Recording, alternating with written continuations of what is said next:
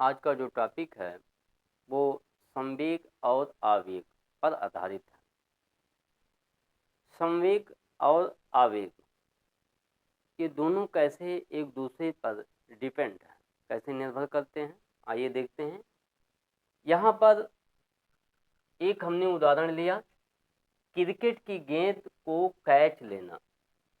तो यहाँ ध्यान दीजिए, जब खिलाड़ी क्रिकेट की गेंद को कैच लेता है तो अपने हाथ को पीछे की तरफ खींच लेता है।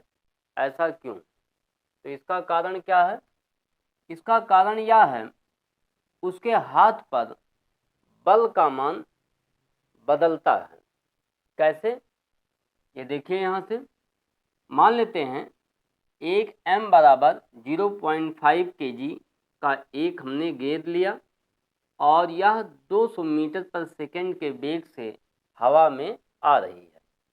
तो जब ये हवा में आ रही है तो एक खिलाड़ी जो है इसको पकड़ना चाहता है। तो यदि खिलाड़ी इसका संवेग यानी P2 लास्ट संवेग 0 कर दे, कितने समय में? तो अचानक शून्य कर देता है। तो अचानक शून्य कर देता है, अर्थात वहाँ पर अगर हम लिखें T1 बराबर 1 सेकेंड, वह अपने हाथ को पीछे की तरफ करता है तो इसके संवेग को वो घटाता है। अगर वो 1 सेकंड में इसका संवेग शून्य कर देता है तो उसके हाथ पर कितना बल लगेगा, आइए देखते हैं इसमें। तो यहाँ F इक्वल टू हो जाएगा डेल्टा P अपान डेल्टा T। संवेग परिवर्तन की दर को बल कहते हैं। तो यहाँ संवेग हो जाएगा P2 0 होगा, तो यहाँ 100 माइनस 0 और बटे 1 सेकंड, तो यहाँ इसके हाथ पर 100 न्यूटन का बल लगेगा। यदि खिलाड़ी 1 सेकंड में गेंद को रोक देता है तो उसके हाथ पर 100 न्यूटन का बल लगेगा। पॉइंट नंबर 2, ये पहला पॉइंट हो गया। पॉइंट नंबर 2, जब वह T2 बराबर 2 सेकंड में अपने गेंद को रोकता है, तो 2 सेकंड में जब गेंद पर रोकेगा तो कितना बल लगेगा? तो यहाँ हो जाएगा 100 अपान 2, तो अर्थात हो जाएगा 50 न्यूटन का बल लगेगा। यदि वह 1 सेकंड तक यानी 2 सेकंड में वह अपने हाथ से गेंद को पकड़कर पीछे खींचता है तो उसके हाथ पर 50 न्यूटन का बल लगेगा।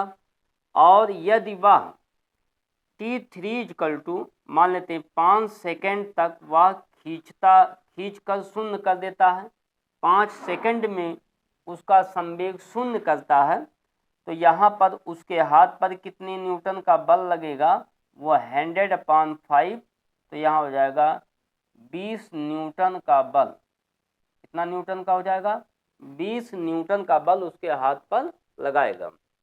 तो यही कारण है कि वह इस बल का मान, बल को घटाने के लिए वह अपने हाथ को पीछे की तरफ खींचता है। यहाँ से यहाँ तक 2 सेकंड 3 सेकंड गेंद को पकड़कर वह पीछे की तरफ खींचता है, अपनी तरफ खींचता है, ताकि उसमें ज़्यादा जब संवेग का मान शून्य कितने समय में कर रहा, शून्य कितने समय में। अब दूसरा उदाहरण देख लीजिए। यदि कोई व्यक्ति जैसे किसी रेत में छलांग लगाता है, तो यहाँ जब छलांग लगाएगा तो उसका पैर मान लेते हैं जैसे यहाँ से यहाँ तक आने में रुकने में 10 सेकंड लगता है, या अचानक रुक जाता है। जब अचानक रुक जाएगा यहाँ किसी फर्श पे जब वो टकराता है उसका पैर, तो फर्श पे टकराएगा तो उसके पैर पे बहुत ज़्यादा चोट लगेगी। और जब किसी रेत में जब वो छलांग लगाता है तो उसका पैर 10 सेकंड में अगर रुकता है तो बहुत कम बल लगेगा उसके पैर पर। यही कारण है, जैसे ड्रो में भी है, ड्रो में भी जब हम छलांग लगाते हैं, अगर अचानक वहाँ पे कोई पत्थर है तो पैर पे बहुत तेज चोट लगेगी, क्योंकि मोमेंट तुरंत 0 हो जाएगा, संवेग का मान तुरंत क्या हो जाएगा? 0 हो जाएगा। और जब 0 हो जाएगा तो बल का मान बढ़ जाएगा। लेकिन अगर उसी ड्रो में हम छलांग लगाए और कुछ देर बाद रुकते हैं, उसमें हमारा पैर रुकता है, तो वहाँ पे यानी ये जो बल है उस बल का मान घट जाता है। तो संवेग और आवेग का ये बहुत अच्छा उदाहरण है।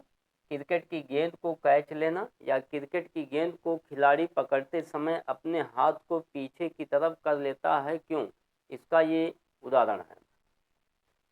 धन्यवाद।